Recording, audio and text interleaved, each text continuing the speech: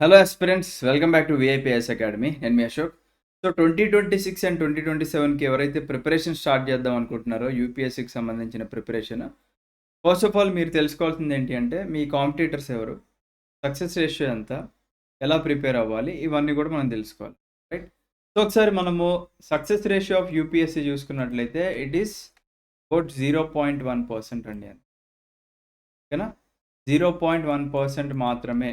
అంటే లక్షల్లో మనకు అప్లై చేస్తూ ఉంటారు. ఫర్ ఎగ్జాంపుల్ 2023 తీసుకుందాం అనుకోండి, మనకి అబౌట్ 13 lakhs అప్లై చేశారు. ఓకేనా, మెయిన్స్ రాసింది అబౌట్ 14Kనో ఏమో మెయిన్స్ రాశారు. అండ్ ఫైనల్ రిజల్ట్ వచ్చేసి మనకి హండ్రెడ్స్లోకి వస్తుంది. అంటే లక్షల నుంచి మెయిన్స్కి వేలల్లోకి పడిపోతుంది, వేలల నుంచి మనకి ఫైనల్ అవుట్కమ్ అనేది మనకి హండ్రెడ్స్లో ఉంటుంది అనమాట, డిపెండింగ్ ఆన్ ద యూపీఎస్సీ ఇచ్చిన పోస్టుల ప్రకారంగా. అబౌట్ 1000 పోస్టులకి అటు ఇటుగా ఇస్తూ ఉందండి మనకి యూపీఎస్సీ అనేది ఎవ్రీ ఇయర్ నోటిఫికేషన్లో. ఓకేనా, సో ఇది గుర్తుపెట్టుకోండి, సక్సెస్ రేషియో అనేది మనకి 0.1%కి అటు ఇటుగా ఉంటుందండి. Okay, so it is a 3 stage examination. మనం ప్రిలిమ్స్ క్లియర్ చేయాలి. ప్రిలిమ్స్లో మనకి 2 పేపర్లు ఉంటాయి. మీరు ఎంత కష్టపడి జిఎస్ అంటే పేపర్ 1 వచ్చేసి జనరల్ స్టడీస్ ఉంటుంది, పేపర్ 2 వచ్చేసి సీసాట్ ఉంటుంది అనమాట. ఓకేనా, సో మీరు ఎంత కష్టపడి జిఎస్ 1లో మీకు 150, 180 మార్కులు వచ్చినా కానీ సీసాట్ మీరు క్వాలిఫై అవ్వకపోతే ఈ పేపర్ 1ని వ్యాలిడేట్ చేయరనమాట. సో సీసాట్ కూడా మీరు సీరియస్గా ప్రిపేర్ అవ్వాలి. రైట్. తర్వాత ఇంకా మెయిన్స్ ఉంటుంది. మెయిన్స్ తర్వాత లాస్ట్ స్టేజ్ వచ్చేసి పర్సనాలిటీ టెస్ట్ ఆర్ ఇంటర్వ్యూ ఉంటుందన్నమాట. సో ప్రతి స్టేజ్ కూడా ఒక గండంలాగే అని చెప్పుకోవాలి. ఓకేనా, ప్రతి స్టేజ్ కూడా మీకు ఒక గండమే. Right, because there are many examples అండి. ఇప్పుడు 2023లో ఒక person, one of my friend got into IPS. 2024 మళ్ళీ మెయిన్స్ అవ్వాలి. ఓకేనా, సో అది చెప్పలేం మనం ఎలా ఉంటుందని చెప్పేసి. సో అలా నెక్స్ట్ చూద్దాం. ఇంకోటి నేను కొన్ని స్టాట్స్ చెప్తానండి, ఒకసారి జస్ట్ మీరు నోట్ డౌన్ చేసుకోండి, లేదంటే వినండి. మనకి ఇప్పుడు 2024 రీసెంట్గా వచ్చిన ఫైనల్ రిజల్ట్స్లో దాంట్లో 2023లో ఆల్రెడీ ఒక 166 ర్యాంకర్స్ ఎవరైతే ఉన్నారో ఆ 166 ర్యాంకర్సే మళ్ళీ ఈ 2024లో ర్యాంక్ కొట్టారనమాట. అంటే దే ఆర్ ద రిపీటర్స్. మళ్ళీ వాళ్ళు కష్టపడి చదివారు, వాళ్ళ సర్వీస్ నచ్చలేక అండ్ ఇంకా బెటర్ సర్వీస్ కోసం అందరూ ట్రై చేస్తూ ఉంటారు. మీరు చూసుకుంటూ ఉండొచ్చు, ఆల్రెడీ ఐపీఎస్లో ఉంటారు, బట్ మళ్ళీ ఐఏఎస్ కోసం ట్రై చేస్తూ ఉంటారు. బికాస్ అందరూ చాలామంది గోల్ ఐఏఎస్ పెట్టుకుంటారు కాబట్టి. అలాగా ఇప్పుడు ఐఆర్ఎస్ వచ్చిన వాళ్ళు ఉంటారు, లేదా నాకు ఐపీఎస్ ఆర్ ఐఏఎస్ కావాలనుకుని ముందుకి మళ్ళీ చదివే వాళ్ళు ఉంటారు అనమాట. అలాగా మనకి 2023 బ్యాచ్ నుంచి 166 మెంబర్స్ ఉన్నారండి. ఓకేనా, రైట్. నెక్స్ట్ చూద్దాము. ఓవరాల్గా మనం చూసుకున్నట్లయితే 2020 నుంచి 2023 వరకు ఉన్న ర్యాంకర్స్ ఎవరైతే ఉన్నారో వాళ్ళు ఒక 283 ర్యాంకర్స్ ఉన్నారు. వీళ్ళందరూ కూడా మళ్ళీ 2024లో ర్యాంకర్స్ అయ్యారు. అంటే ఈ కాంపిటీషన్, హెవీ కాంపిటీషన్ ఎక్కడ తిరుగుతుంది అంటే ఎవరైతే ఇంటర్వ్యూలకు సెలెక్ట్ అయ్యి, ఎవరైతే ర్యాంకర్స్ వచ్చి మళ్ళీ వాళ్ళ సర్వీస్తో సాటిస్ఫై అవ్వకుండా ఉంటారో ఇక్కడిక్కడే తిరుగుతున్నారు అనమాట సీరియస్ ఆస్పిరెంట్స్ అంతా కూడా. ఓకేనా, సో వీళ్ళు మీరు యూట్యూబ్ని చూసి ఎప్పుడూ మోసపోకండి. ఓకేనా, యూట్యూబ్లో ర్యాంకర్స్ వస్తూ ఉన్నారు, వాళ్ళు ఇప్పటి వాళ్ళు కాదండి, ఎప్పటి నుంచో వాళ్ళు ప్రిపరేషన్ స్టార్ట్ చేసుకున్నారు. అంటే మన 2024 ర్యాంక్స్ ఎవరైతే వచ్చారో వాళ్ళు ఇప్పటి వాళ్ళు కాదు, ఆల్మోస్ట్ 2019, 18, 17 లేదా 20 అప్పటి నుంచి ప్రిపరేషన్లో ఉన్న వాళ్ళకి మల్టిపుల్ స్టేజెస్లో ఏదో ఒక స్టేజ్లో మనకి డిస్క్వాలిఫై అవ్వడము, మళ్ళీ again they get back to their preparation, అలా అలా అలా అలా ర్యాంక్స్ కొట్టిన వాళ్ళు అనమాట. మీరేదో యూట్యూబ్ చూసి మా అకాడమీ నుంచి 100+ ర్యాంకులు వచ్చినాయి అంటే 100+ ర్యాంకులు ఎలా వస్తున్నాయండి అకాడమీల కంటే? ఏ అకాడమీలకి రావండి. హార్డ్లీ ర్యాంక్స్ వచ్చినాయంటే సింగిల్ డిజిట్స్లో ఉన్నారు ప్రతి అకాడమీస్ కూడా. ఎవరు కూడా 100+ ర్యాంకులు వచ్చినాయని చెప్పేసి అంటే అవన్నీ కూడా ఫేక్ అనమాట. సో దాని వెనకాల ఉన్న అసలైన నిజం ఏంటి అంటే వీళ్ళు ఏం చేస్తారంటే అకాడమీస్, వాళ్ళకి డేటా కావాలి. డేటా కావాలంటే ఏం చేయాలి వాళ్ళు? ఇప్పుడు ఫర్ ఎగ్జాంపుల్ ప్రిలిమ్స్ ఉందనుకోండి, ప్రిలిమ్స్ అప్పుడు ఫ్రీ మాక్ టెస్ట్లు కండక్ట్ చేస్తారు. ఒక స్టూడెంట్ ఫేస్లో ఉన్న వాళ్ళు ఏం చేస్తారు, అరే ఫ్రీ మాక్ టెస్టే కదా, అసలు నాకు ఎన్ని మార్క్స్ వస్తున్నాయి నేను టెస్ట్ చేసుకుందామని చెప్పేసి ప్రిలిమ్స్ మాక్ టెస్ట్ రాస్తారు. రాసేటప్పుడు మీ డేటా తీసుకుంటారనమాట. ఓకేనా, ప్రిలిమ్స్ క్వాలిఫై అయితే అందరికి ఫోన్లు చేసి క్వాలిఫై అయ్యారా మీకు మెయిన్స్లో డిస్కౌంట్ ఇస్తాం అది ఇది అని చెప్పేసి ఏదో ఒకటి చెప్తారు సోళ్ళు. రైట్, మళ్ళీ మెయిన్స్కి ఫ్రీ టెస్ట్ సిరీస్ కండక్ట్ చేస్తారు, మాక్ టెస్ట్లు కండక్ట్ చేస్తారు.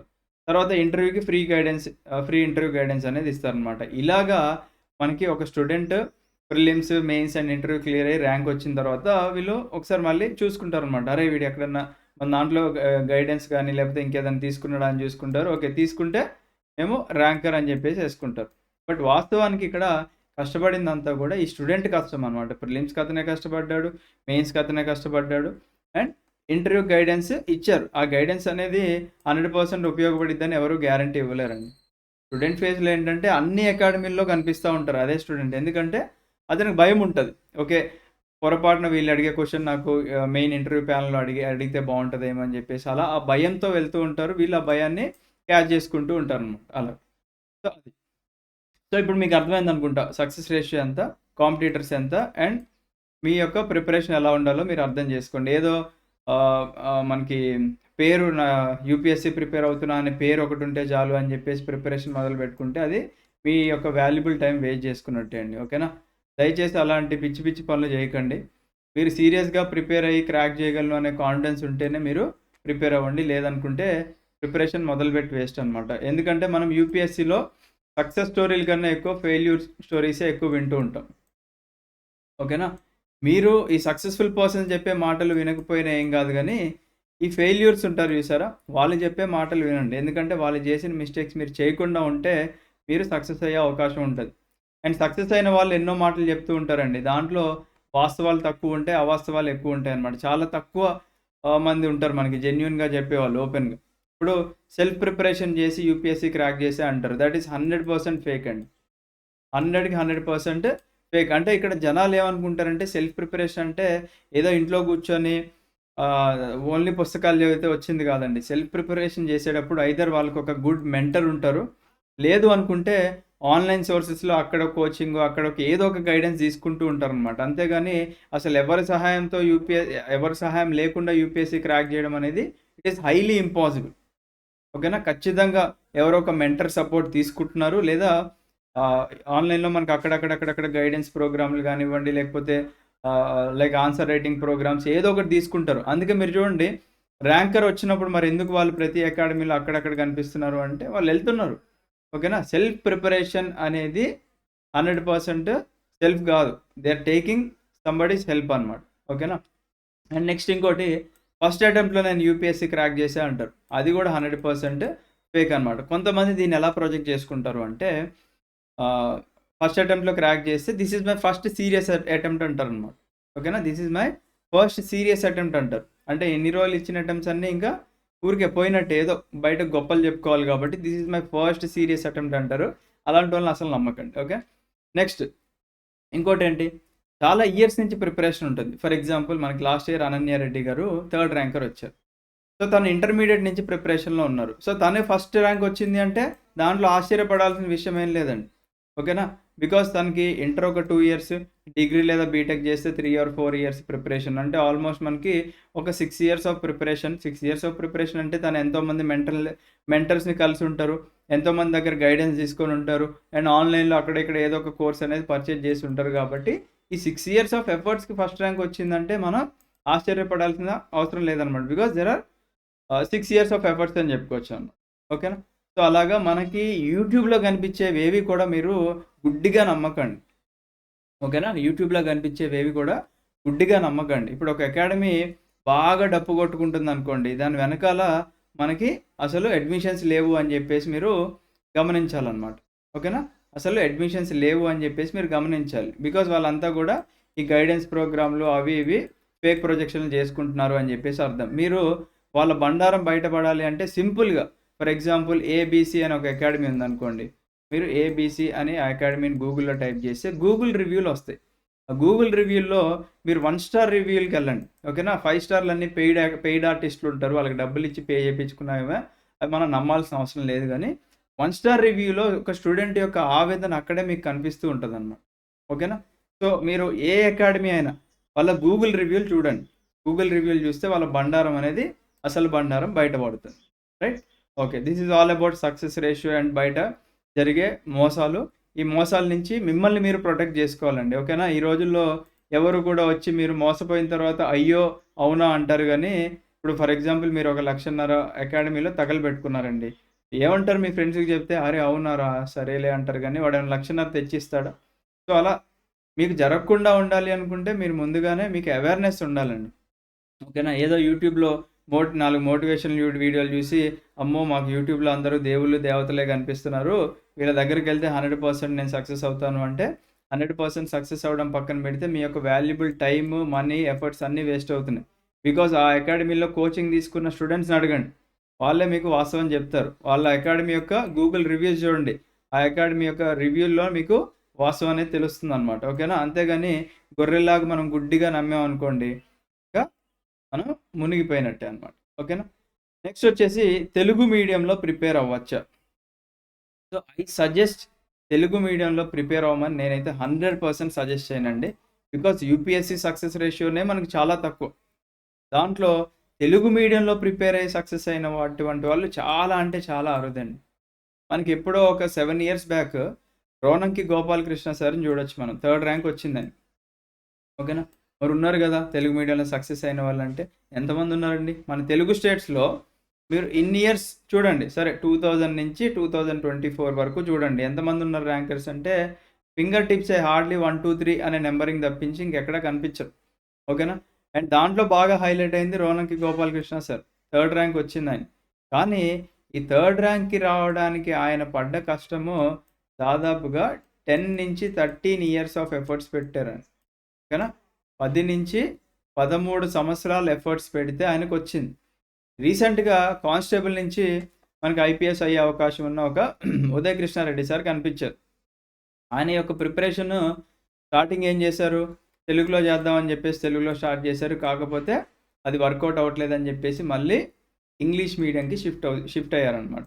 అండ్ ఈవెన్ అంతకుముందు ఒక ఇంటర్వ్యూకెళ్ళినప్పుడు కూడా తెలుగు మీడియంలో ట్రాన్స్‌లేటర్ ఎవరైతే వచ్చారో ఈయన చెప్పింది ఎగ్జాక్ట్‌గా ట్రాన్స్‌లేట్ చేయట్లేదని చెప్పేసి మళ్ళీ ఇతనే స్వయంగా ఇంగ్లీష్ నేర్చుకున్నారు. సో, యూపీఎస్సీకి ఉన్న సక్సెస్ రేషియో ఎక్కడ ఎక్కువుంది ఉన్న దాంట్లో అంటే ఇంగ్లీష్ మీడియంకే ఉంది. బికాజ్ మీకు బయట ఎక్కడైనా గానీ మార్కెట్‌లో ఏదైనా జరిగిందనుకోండి, అది మెటీరియల్ ఫస్ట్ ఇంగ్లీష్‌లోనే వస్తుంది. తర్వాత దాన్ని మనం ట్రాన్స్‌లేట్ చేసుకుంటే గానీ తెలుగు మీడియంలో వచ్చేలాగా లేదనమాట. సో, మీరు ఒకవేళ ప్యూర్ తెలుగులో ప్రిపేర్ అవ్వాలి అనుకుంటే దెన్ మీరు ఎంతో ఎఫర్ట్స్ పెట్టాల్సి ఉంటుందండి. ఓకేనా? అండ్ మీరు డెడికేట్ జేయాలి. ఒక 5-6 ఇయర్స్ నేను డెడికేట్ జేస్తాను నా జీవితం అనుకునే వాళ్ళు ప్రిపేర్ అవ్వండి.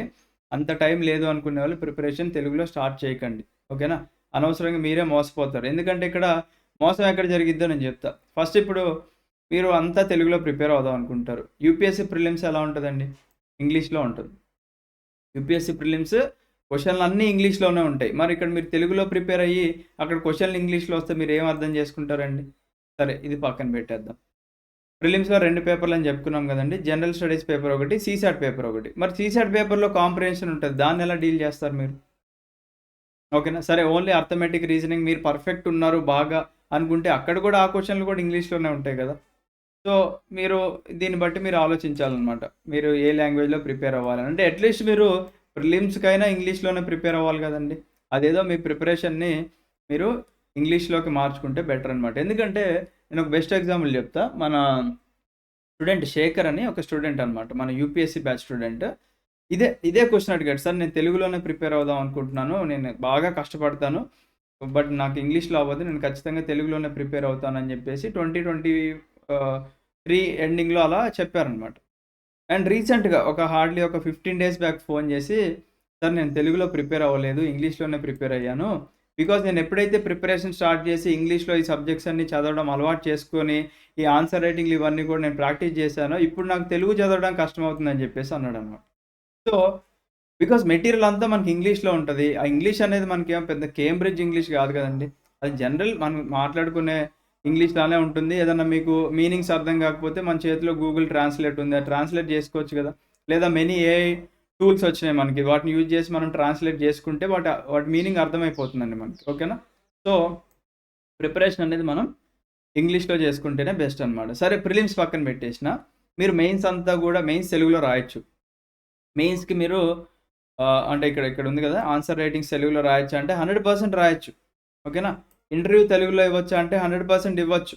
కాకపోతే ఇప్పుడు మీరు ఆన్సర్స్ అన్నీ తెలుగులో నేర్చుకున్నారు. మెయిన్స్ క్వెషన్‌లు ఉంటాయి చూసారా? క్వెషన్‌లు మళ్ళీ అక్కడ ఇంగ్లీష్‌లోనే అడుగుతారు. ఓకేనా?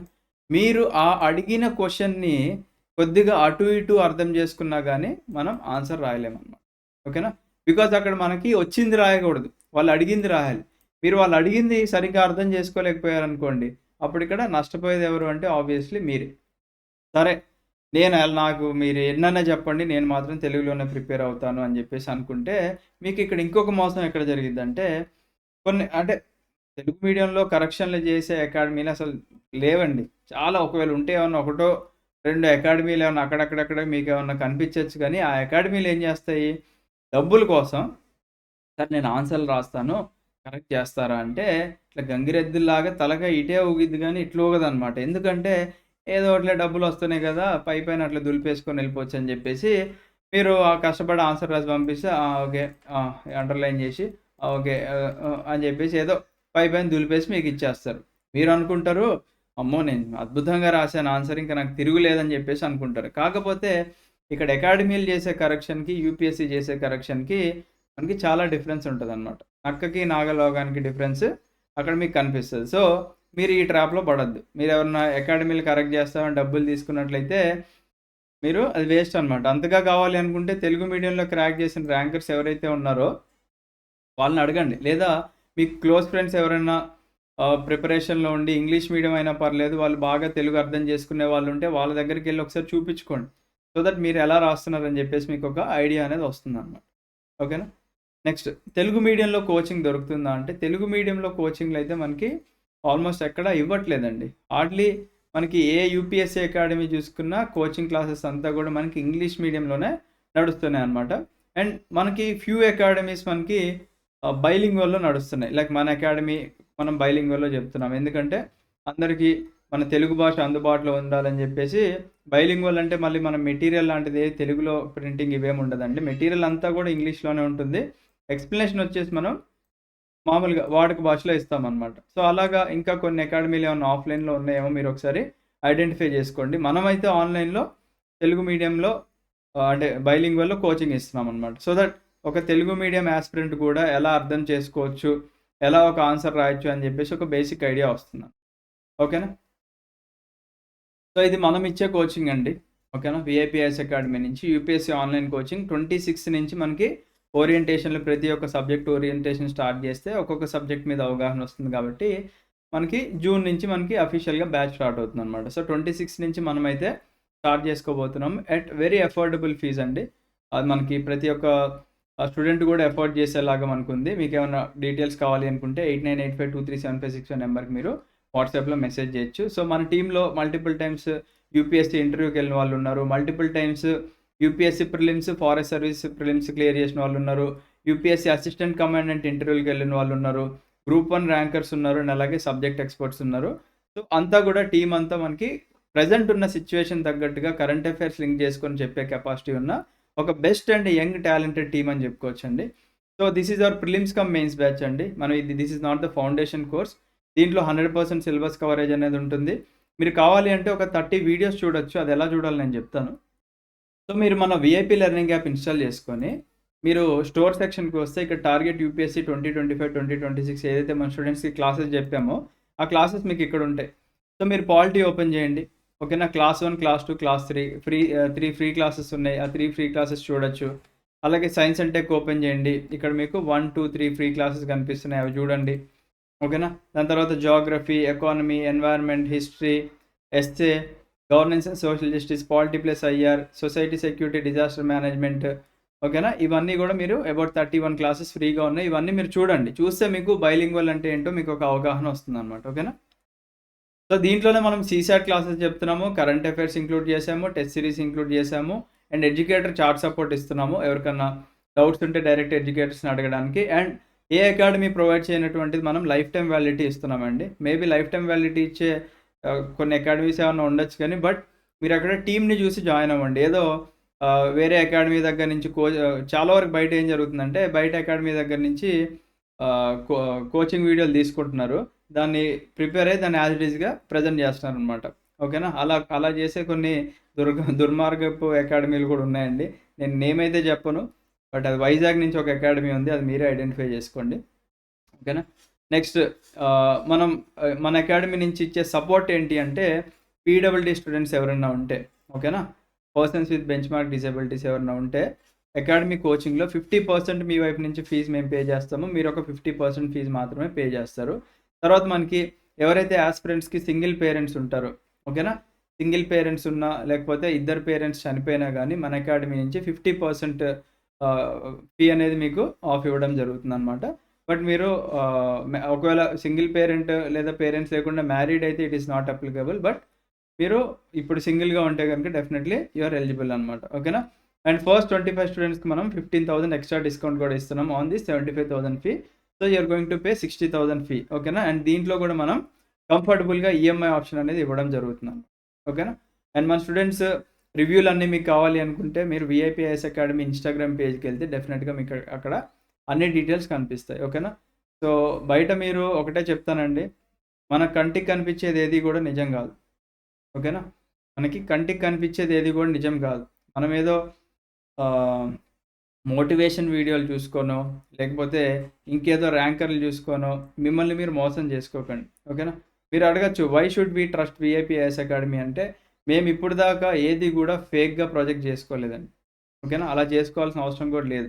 మన స్టూడెంట్స్ ఎవరైతే జాయిన్ అవుతున్నారో వీళ్ళకి ముందుగానే అవేర్‌నెస్ ఉండి మాక్సిమం స్టూడెంట్స్ జాయిన్ అవుతున్నారు.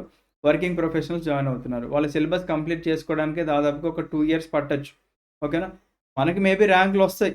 ఆఫ్టర్ ఒక 3, 4 ఇయర్స్ తర్వాత ర్యాంక్స్ వచ్చే అవకాశం ఉంది కాబట్టి, మీలాంటి young and talented serious aspirants వచ్చి రెగ్యులర్‌గా ప్రిపేర్ అయ్యే వాళ్ళకుంటే కొద్దిగా త్వరగా వచ్చే అవకాశం ఉంటుంది. లేదనుకుంటే కొద్దిగా డిలే అనేది అవుతూ ఉంటుందన్నమాట. బికాజ్ ఇక్కడ అకాడమీ ఎఫర్ట్స్ పెట్టినంత మాత్రాన రావండి. మీరు కూడా 100% ఎఫర్ట్స్ పెడితేనే వస్తాయి కాబట్టి, మనం అందరం కూడా యాజ్ ఎ టీమ్‌గా, యాజ్ ఎ ఫ్యామిలీగా కష్టపడి ముందుకు వెళ్తే డెఫినెట్‌గా మీకు ర్యాంక్స్ వస్తాయి. అండ్ నేనైతే ఈ విషయం అయితే చెప్పగలను డెఫినెట్‌గా. మిమ్మల్ని మీరు నమ్ముకోండి. అండ్ మీరు ప్రిపరేషన్ కూడా ఎక్కువ ఇప్పుడున్న సిట్యుయేషన్ తగ్గట్టుగా మీరు 2-3 ఇయర్స్ కన్నా ఎక్కువ ఇవ్వకండి. Because there are many other ways. మనం సక్సెస్ అవ్వడానికి there are many other notifications, many other ways ఉన్నాయి కాబట్టి 2-3 ఇయర్స్ ఆఫ్ ఎఫర్ట్స్ పెట్టండి. అవ్వట్లేదు అనుకుంటే ఇమ్మీడియేట్‌గా బ్యాకప్ చూజ్ చేసుకోండి. బ్యాకప్ చూజ్ చేసుకొని మళ్ళీ you get back to your UPSC preparation అని చెప్తాను. రైట్? సో ఏదైనా క్వెరీస్ ఉంటే ఇక్కడ కనిపించే నెంబర్‌కి మీరు కాల్ ఆర్ మెసేజ్ చేయండి. నేనే మీతో పర్సనల్‌గా మాట్లాడతాను. Thank you. Have a great day. జై హింద్.